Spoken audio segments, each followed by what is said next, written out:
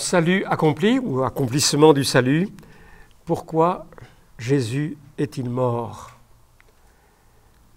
C'est un fait d'histoire que très peu contesteraient, essaieraient de contester, que ce rabbin hors norme, Yeshua, qui venait de Galilée, qui a attiré un temps les foules et qui a accompli de nombreux miracles, en particulier des guérisons, a été exécuté à Jérusalem en l'an 30 ou 33 de notre ère, je crois que c'est plutôt en l'an 33, et par le supplice qui était réservé aux esclaves et aux terroristes, le supplice atroce de la crucifixion, attaché à une croix avec des heures d'agonie.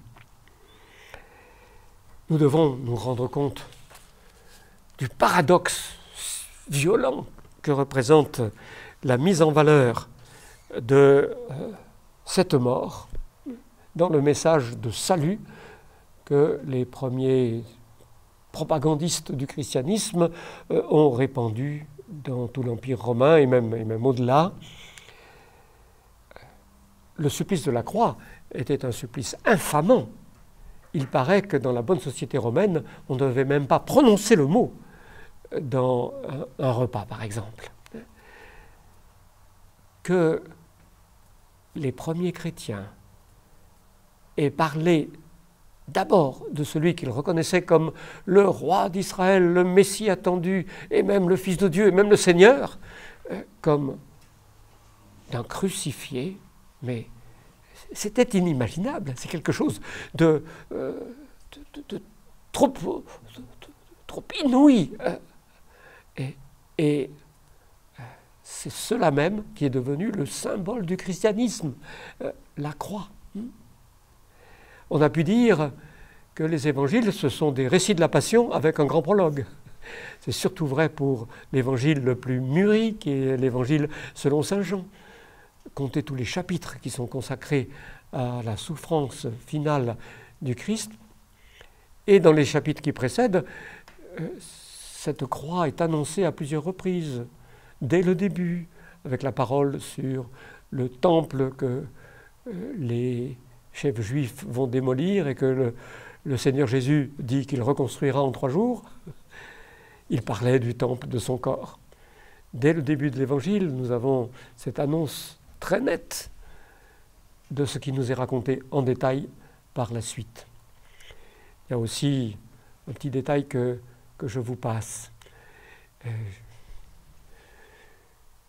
Vous connaissez le grand poème. Lui qui était de condition divine, il n'a pas considéré comme une aubaine à exploiter le fait d'être égal avec Dieu, mais il s'est humilié lui-même.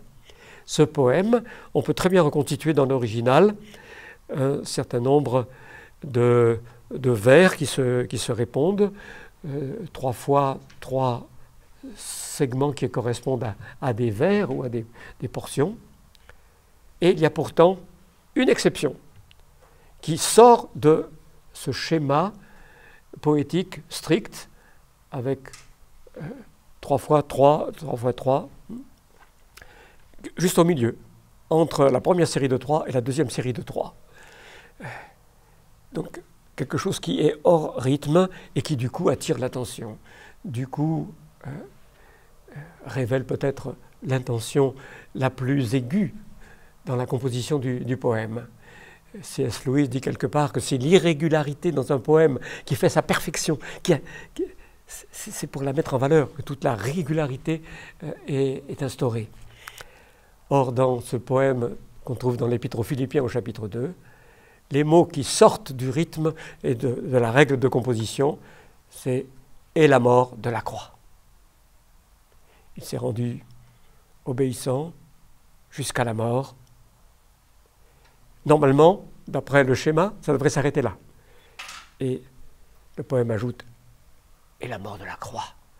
Ce qui était horrible au 1er siècle, c'était vraiment la honte des hontes, vous vous rendez compte? Alors pourquoi une telle proclamation comme source du salut de cette mort infamante. L'explication très régulière dans l'Écriture est vraiment tout à fait centrale, c'est que c'est pour les péchés. Il est mort pour nos péchés. Il a lui-même porté nos péchés, c'est-à-dire qu'il en a endossé la responsabilité sur le bois de la croix.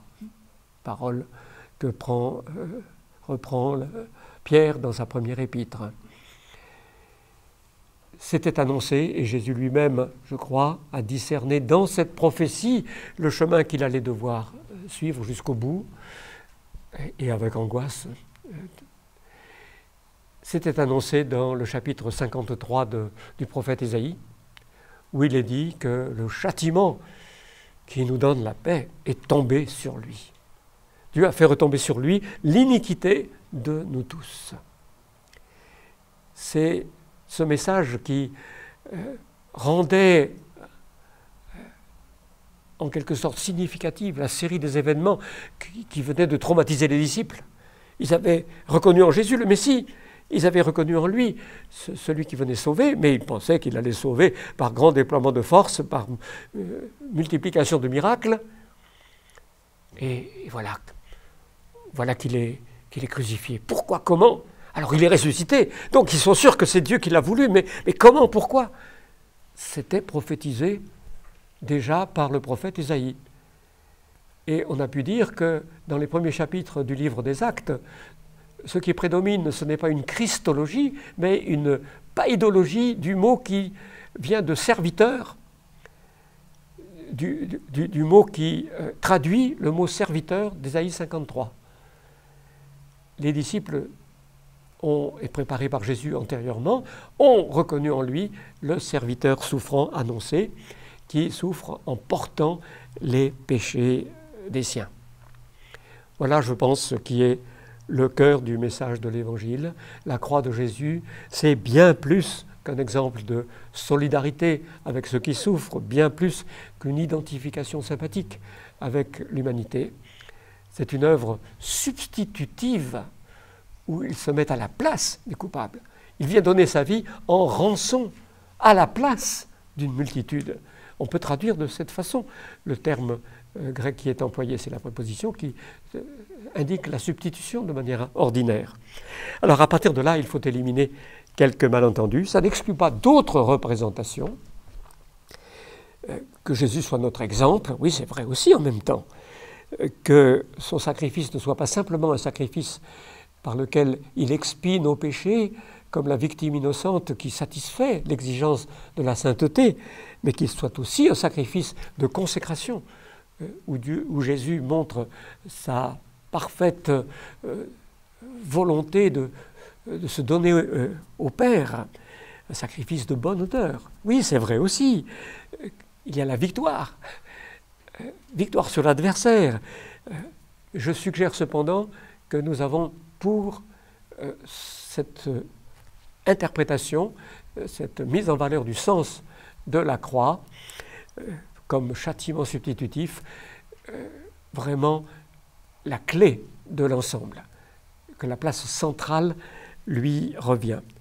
Je crois que cela ressort de la considération des textes qui portent directement sur le sujet. Comment le salut nous est-il obtenu? Si on prend le chapitre 3 de l'Épître aux Romains, celui des Galates, ou l'Épître aux Hébreux, chapitres 9 et 10, je crois que c'est ce sens-là qui ressort.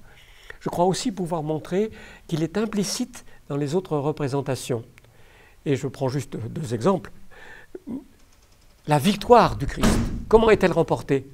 Elle n'est pas remportée par un déploiement de puissance. C'est par la mort qu'il a vaincu celui qui avait la puissance de la mort.